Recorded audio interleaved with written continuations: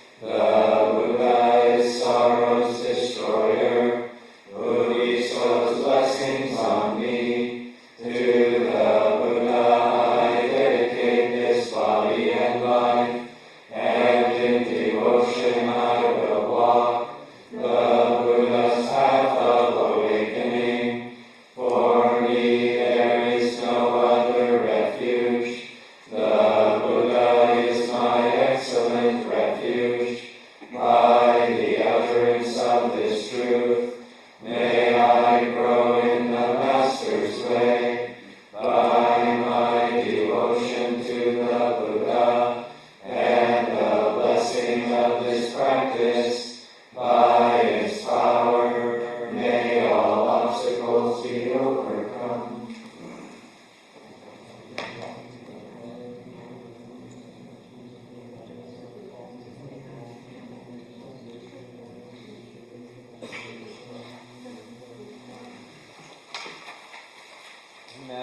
chant the recollection of the Dhamma. The Dhamma is well expounded by the Blessed One, apparent here and now, timeless, encouraging investigation, leading inwards to be experienced individually by the wise. Now let us chant the supreme praise of the Dhamma.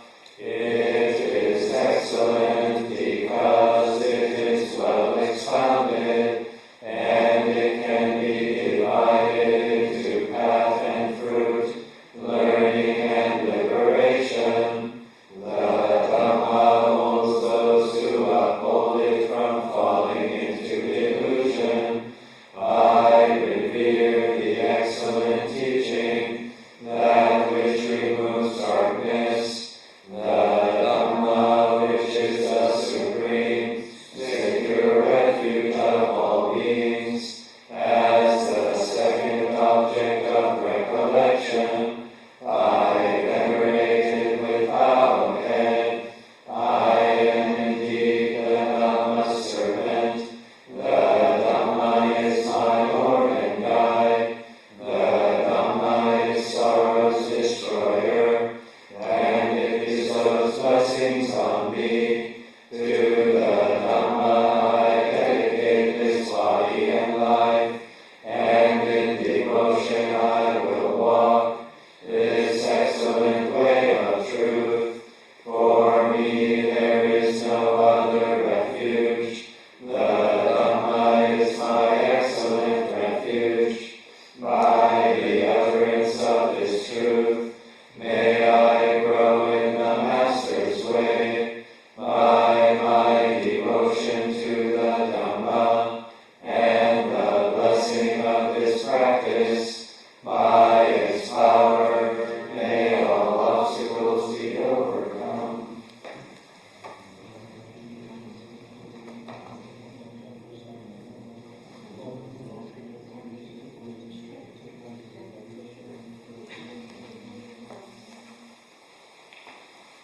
Now let us chant the recollection of the Sangha. They are the Blessed One's disciples who have practiced well, who have practiced directly, who have practiced insightfully, those who practice with integrity, that is the four pairs, the 8 kinds of noble beings. These are the Blessed One's disciples. Such ones are worthy of gifts, worthy of hospitality, worthy of offerings, worthy of respect. They give occasion for incomparable goodness to arise in the world. Now let us chant the supreme praise of the Sangha. Born of the Dhamma, the Sangha which has practiced well, the field of the Sangha formed of 8 kinds of noble beings, guided in body and mind by excellent morality and virtue. I revere that assembly of noble beings, perfected in purity, the Sangha which is the supreme, secure refuge of all beings, as the third object of recollection. I venerate it with bowed head. I am indeed the Sangha's servant. The Sangha is my Lord and guide. The Sangha is sorrow's destroyer, and it bestows blessings on me. To the Sangha I dedicate this body and life, and in devotion I will walk the well-practiced way of the Sangha. For me there is no other refuge. The Sangha is my excellent refuge. By the utterance of this truth, may I grow in the Master's way.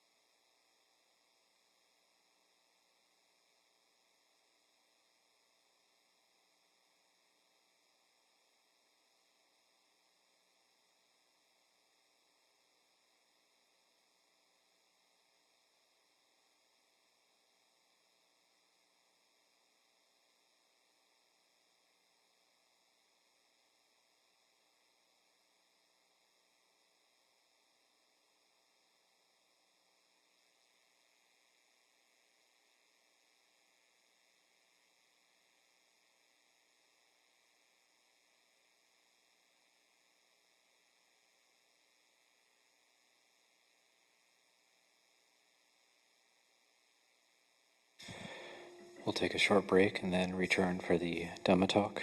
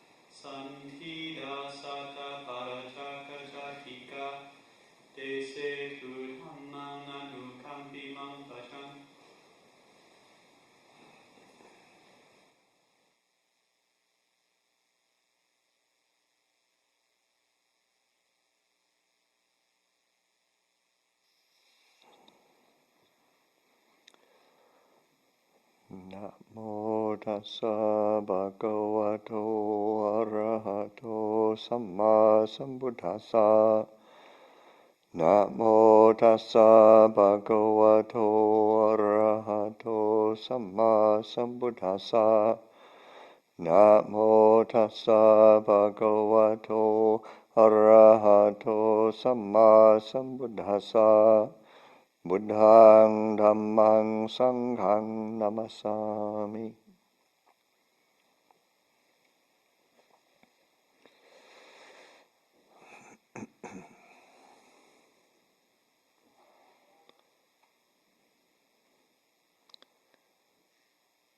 Okay, so it's our Saturday night gathering.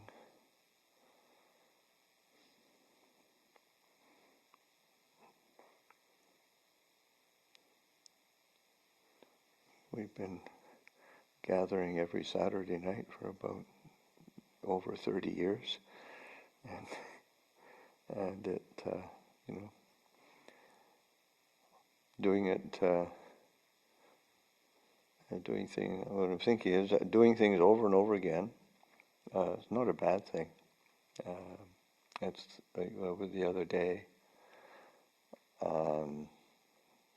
we recited as we do often, recited the Dhamma Sutta, the first discourse of the Buddhas, recited it in English, and of course that's a recitation that we do on a regular basis, along with our evening chanting or different other things, and I was really struck by one of the kind of sections or lines, and because I think it's that repetition that kind of hits you, or has the capacity of hitting you or striking you in new or fresh ways, or all of a sudden sort of, oh wow, oh right, that's it. It was because it was just, of course, it's something we've probably all heard,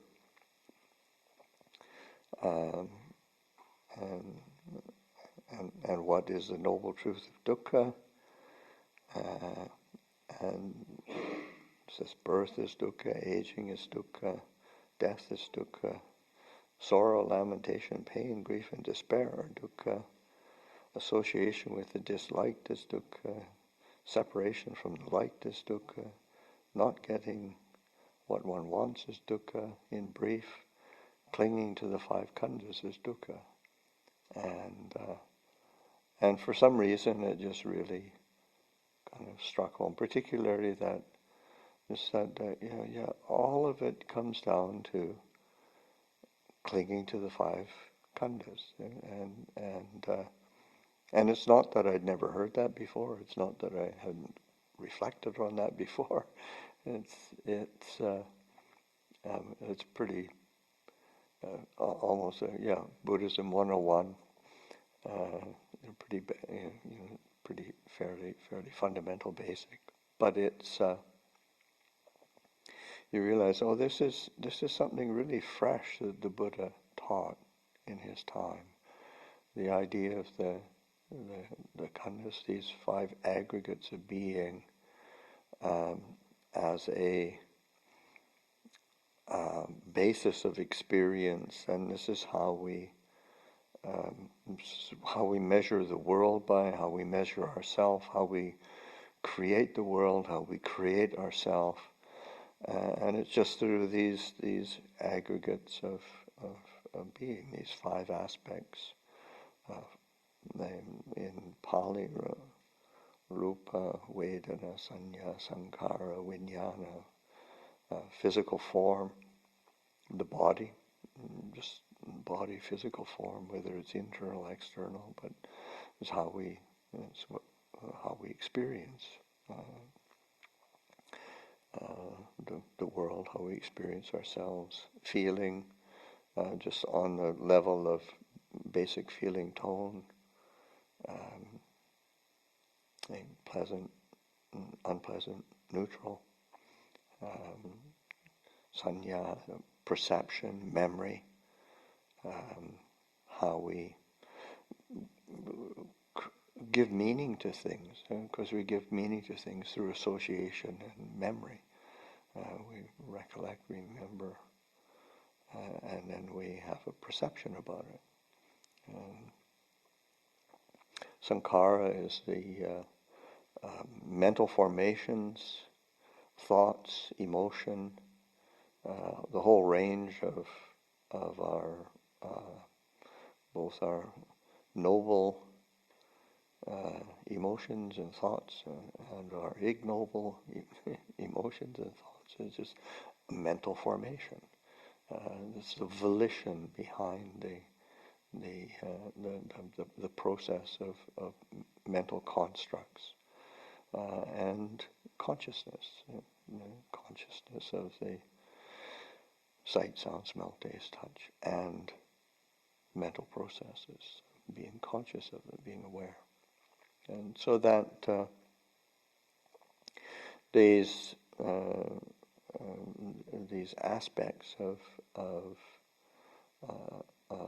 being are how we construct a beautiful, refined, pleasing world around us, a sense of self, or an awful, disturbing sense of experience. We're the avenue by which we experience. We're not just helpless victims. I mean, bad things do happen. We do have unpleasant memories, but how do we receive them? How do we understand them? How do we process them? And it's just being able to on a certain level, to simplify this experience, so that we go, it's just form, feeling, perception, mental formations, consciousness. And we all love a good story. But do we want to keep telling stories to ourselves? Again, whether they're good ones or totally weird ones and unpleasant ones. Do we want to live in a story, or do we want to simplify and allow things to come to a place of resolution? And it's also you're seeing this in the terms of this is the noble truth of dukkha. In brief, clinging to the five khandhas is dukkha, and it has to be put in the context of that the Buddha didn't just teach one noble truth. He taught four noble truths, and there is a cause. There is a cause of this dukkha. There is an origin. There is an arising. What is, and it's around the desire and clinging. There is a cessation. There is an ending. There is a resolution. There is peace. There is freedom, and there is a path, a practice that we can cultivate, develop, and experience the fruits of that path, which is cessation, peace, freedom.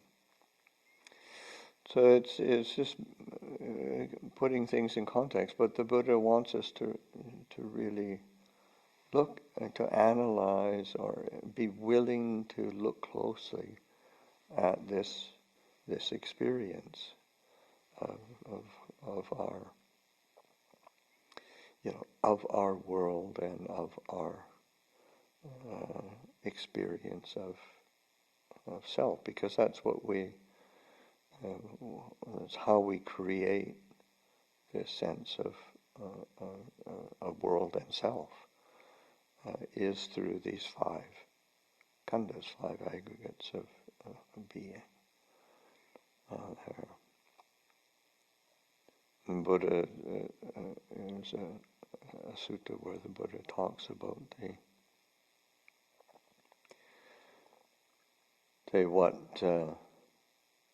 what one is obsessed with, or what one desires, what one clings to. That is what one is measured by,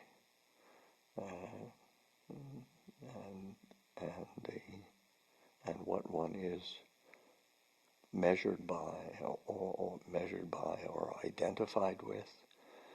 That is what one is. How one is classified, how one, the stands that one takes, and then what do we measure by? And it's just form is what we're measured by. Or it's a maker of measurement. In the Pali, it's pamanakara. It's a maker of measurement. So the physical form, body,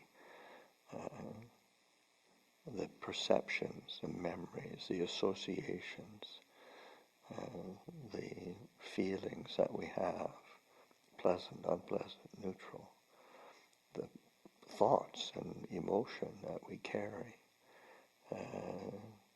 just being conscious. What are we creating? Because if we're making, these are the makers of measurement. The form, feeling, perception, mental formations, consciousness. This is the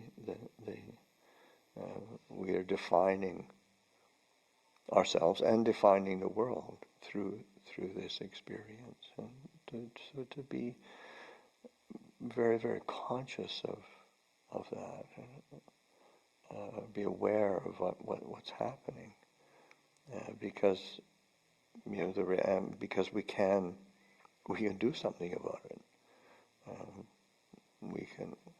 We don't need to be obsessed, or we don't need to be clinging. We don't need to be caught up in the reactions of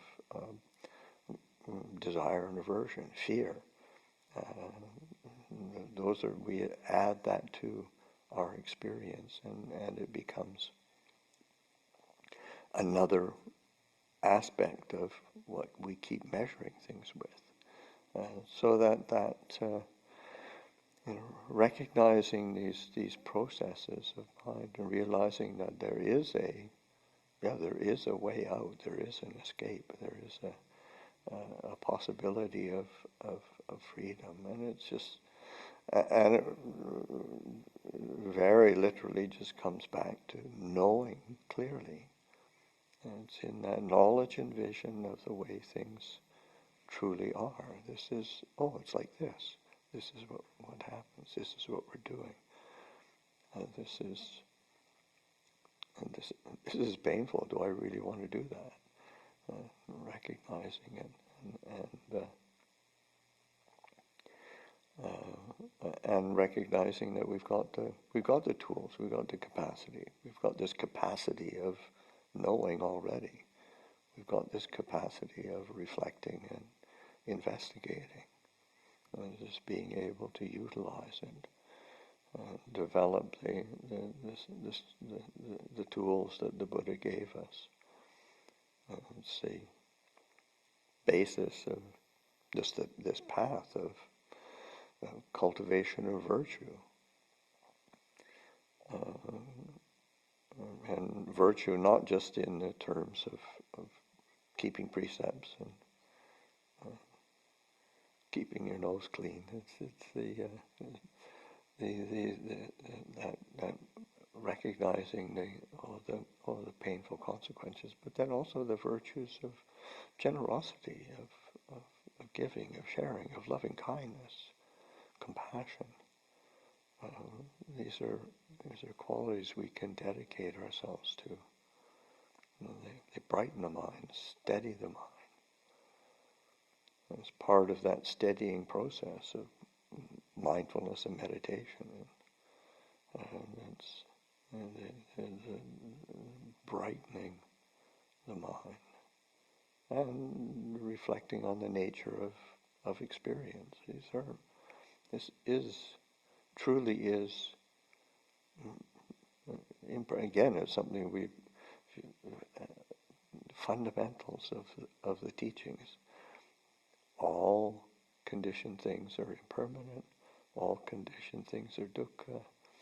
All things are not self. This is not self, not me, not mine. When we assume that is an assumption. Once we start to reflect on it more clearly, there's no basis for that. It was an assumption, a weird extrapolation that confuses us, deludes us. But having say the tools at hand in order to experience things more clearly, form, feeling, perception, mental formations, consciousness. Can we see that clearly? Can we just rest in that knowledge and understanding, and not get entangled in the proliferations that arise from it? Let's say that one of the images that the Buddha gives is the image of a dog on a leash that's tied to a post or a stake, and when that dog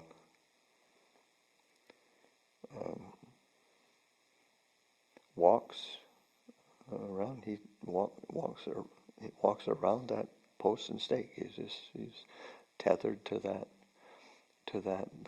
by that leash.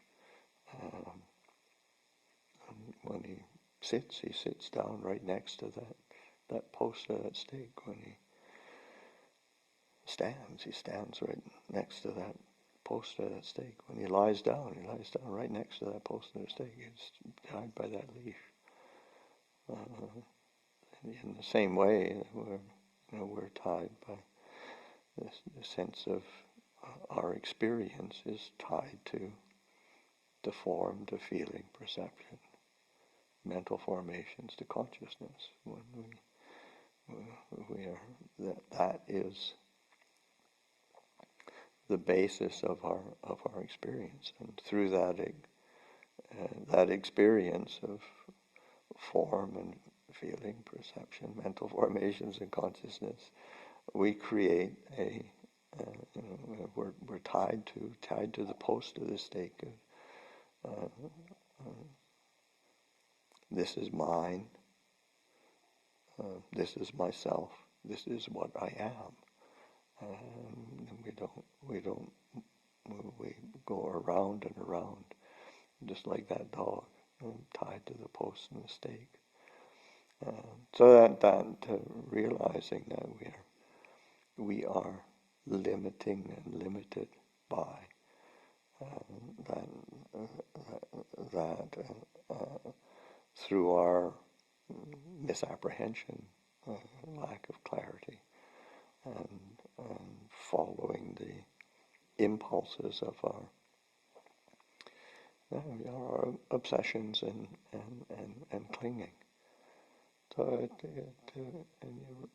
and in the same way, when we don't do that, then all of a sudden, it's like the dog is when he's taken off the leash, I can go anywhere.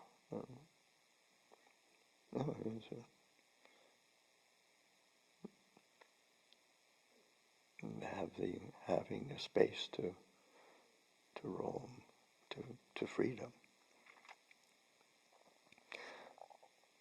And oftentimes, out of habit, it'll just go back to that post. But in the same way that we go back to our habits. But we realize, I don't need to do that. We've got the opportunity to be free from dukkha and abide in that peace, in that stillness, in that silence, in that clarity, in that luminosity. That this is possible. So but it's helpful to have that again. It's like having precepts are a really helpful parameter to give us having boundaries, and so having or in our practice having the boundaries of the breath as a for mindfulness of breathing. Just having that boundary, because it's one thing to sort of say, okay, just sit and be peaceful. Sure, nice idea, but it's helpful to have some tools to have those boundaries, so we can start to see our experience, see our habits, see our conditioning, and see the possibilities that come from release, relinquishment, letting go, transcending those boundaries. But we still say there's skillful means for relying on them. That we don't have to be defined by form, feeling, perception, mental formations of consciousness. But also we learn how to use them. Because on a certain level, what else can we rely on? But it's through learning, through wisdom and clarity that we're able to find a place of peace, find a place of freedom.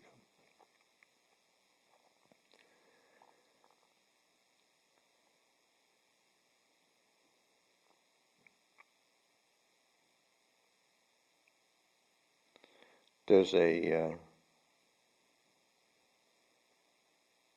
a nice sutta where a group of monks are about to leave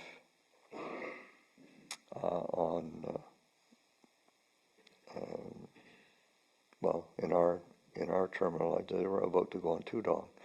They're going to go wandering in outlying districts, and they go to take leave of the Buddha, and so they go pay respects, take leave of the Buddha, and the Buddha asks them, "Have you taken leave of Sariputta?" And they said, "No, not yet." They said, "Go and take leave of Sariputta." Sariputta is in the monastery. I assume they're probably in Savatthi, and as so many of the discourses take place in Savatthi, and so oftentimes a large community of monks and nuns living there, and so then they go and pay respects to Sariputta, and Sariputta asks them, you're going off to outlying districts, you're going to foreign lands. How would you answer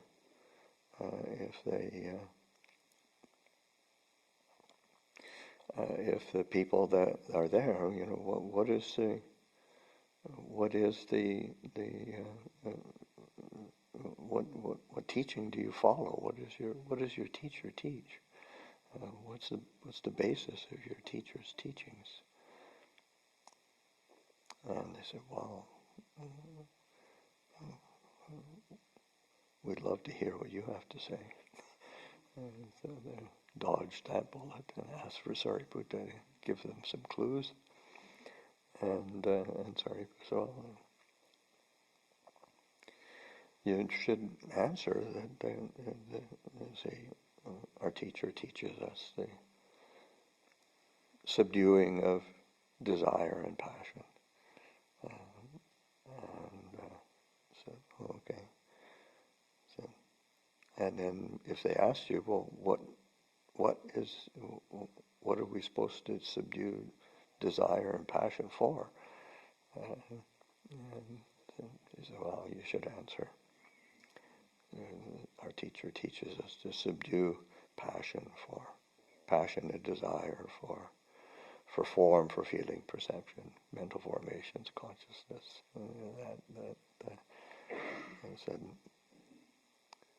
And then he said, well, and if they asked you what danger does your teacher see in that desire for these five khandhas, five aspects of experience? And I said, and Sariputta says, say that the danger is that, when there's change and alteration, and when there's separation from the light, the preferred, when there's association with the dislike, when it don't get I suffer. It's just as unpleasant, as uncomfortable. And that's five, when separated from these different aspects of comfort or familiarity or ease, it's uncomfortable.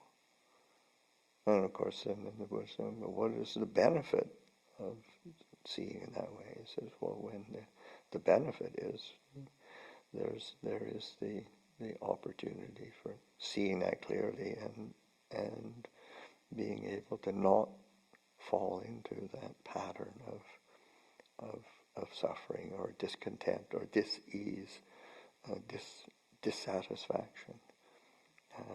And in that way there can be peace and clarity. There can be liberation and freedom.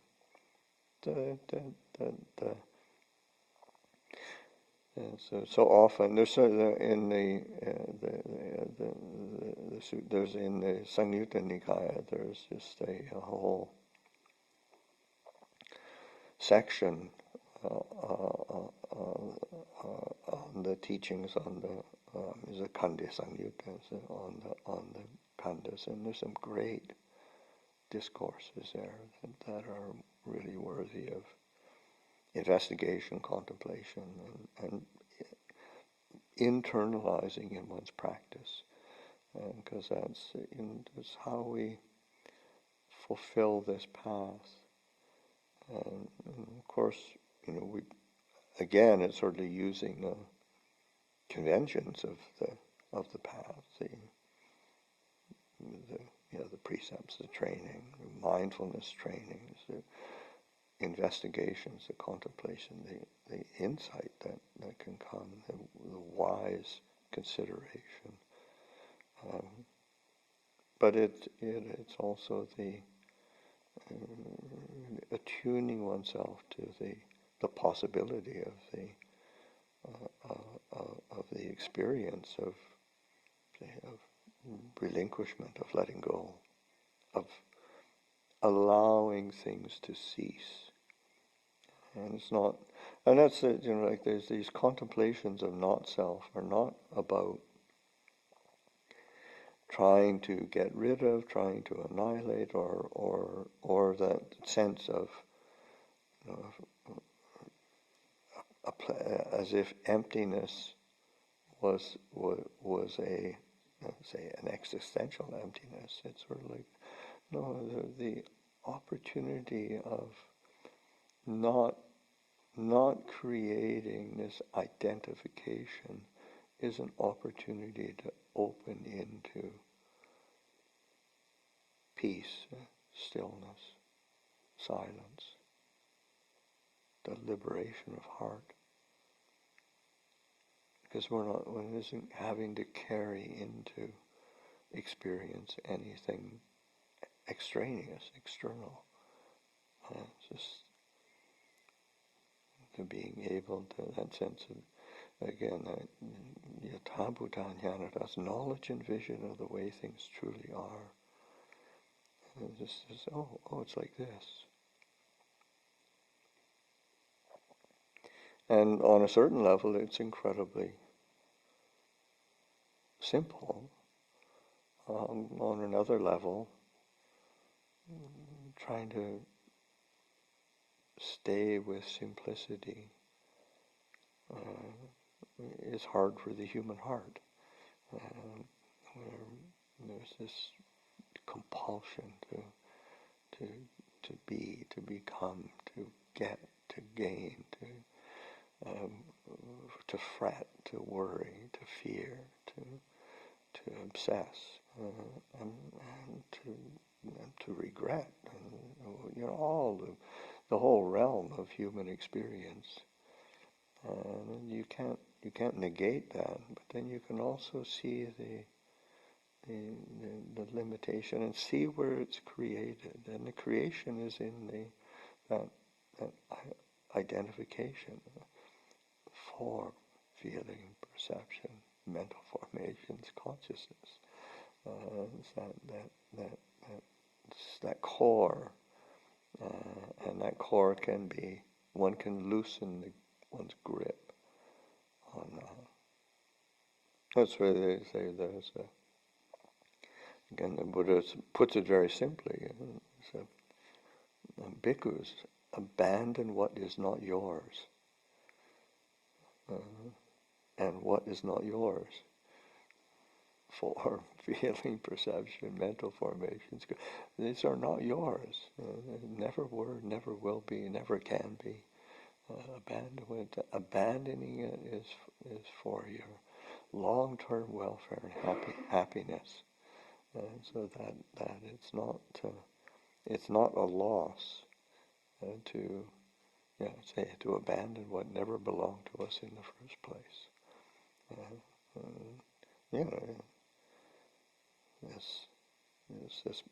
This body, they get old. They get sick, they die. And abandoning doesn't mean trying to get rid of it. It's just sort of abandoning the assumption of this is who I am. This is mine. This is myself. This is what I am. Here is I can relinquish that. And it's just, and then there's just is what is. It's just like Lumpur Samheno. It's like this. It's such a simple term, but it is the opportunity to experience things in their true nature, as opposed through that filter of how we classify, how we measure things by. And then there's that possibility of freedom, or like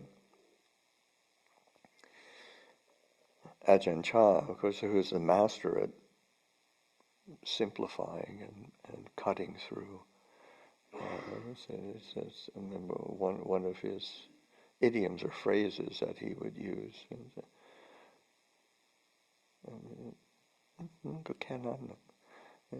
It's just that much. It's only that. It's like it's only form, feeling, perception, mental formation. It's only that. Something's really, really pleasant, delightful. It's only that much. It's no big deal. Just that. Something's really disturbing. It's only that much. It arises, it ceases, it passes away. This is on a certain level, this human experience is not such a big deal. And we can see it, we can understand it, we can penetrate it, we can let go of it, we can, abandoning is not a pushing away or, out of fear or aversion. It's a willingness to finally put down the burden, to let go, to release. That word release is a good one. I'm willing to release, ready to let go. And what we let go of is just let go of suffering. It's like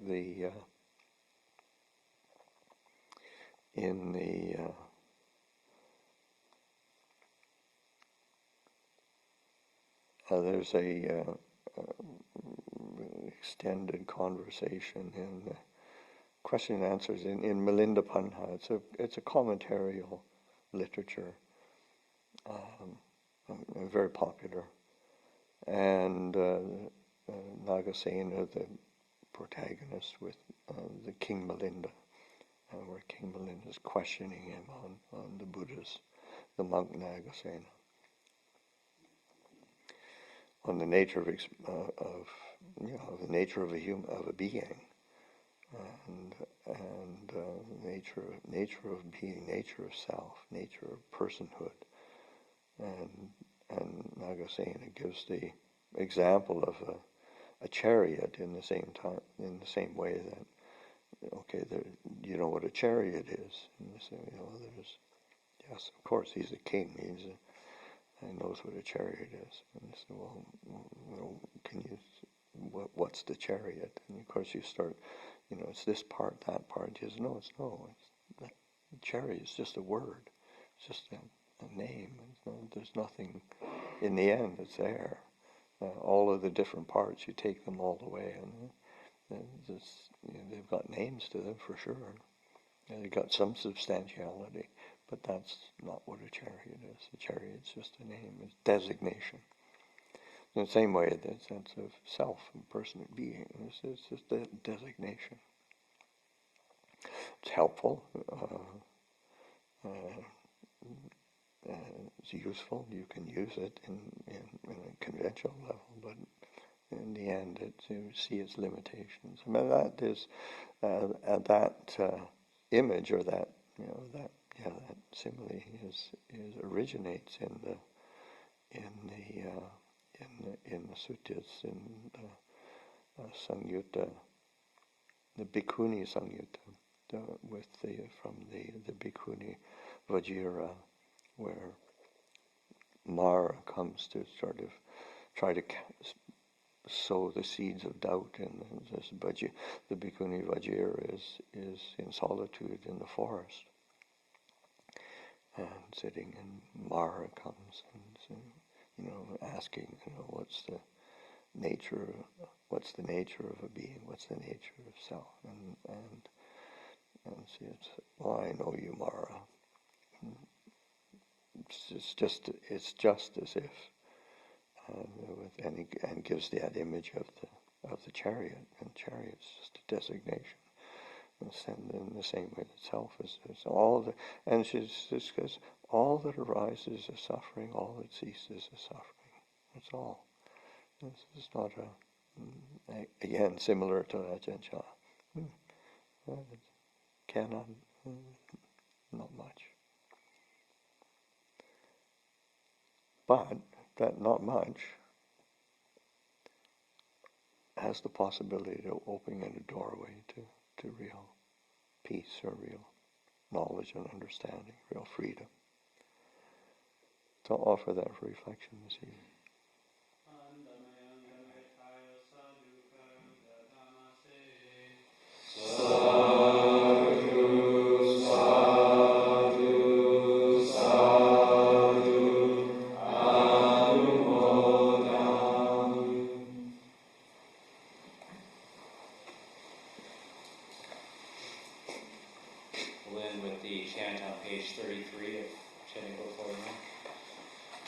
Verses of sharing and aspiration.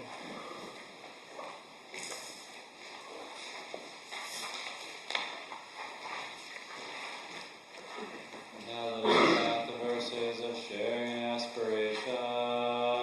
Through the goodness that arises from my practice, may my spiritual teachers and guides of great virtue, my mother, my father, and my relatives, the sun and the moon, and all virtuous leaders of the world, may the highest gods and evil forces, celestial beings, guardian spirits of the earth, and the Lord of death, may those who are friendly, indifferent, or hostile, may all beings receive the blessings of my life. May they soon attain the threefold bliss and realize the deathless. Through the goodness that arises from my practice, and through this act of sharing, may all desires and attachments quickly cease, and all harmful states of mind, until I realize Nibbana in every kind of birth. May I have an upright mind, with mindfulness and wisdom, austerity and vigor. May the forces of delusion not take hold, nor weaken my resolve. The Buddha is my excellent refuge, unsurpasses the protection of the Dhamma. The solitary Buddha is my noble guide. The Sangha is my supreme support. Through the supreme power of all these, may darkness and delusion be dispelled. For those of us staying in the monastery, we've had a lunar observance day yesterday, and today was Saturday, so double header. So tomorrow morning we won't have morning puja, and then tomorrow evening is there's no puja either because it's a Vinaya class for the monastic community. But so tomorrow morning, anybody staying in the monastery, just come together at 6:30 for chores, and we'll have 7:30 morning meeting and work period and so on after that.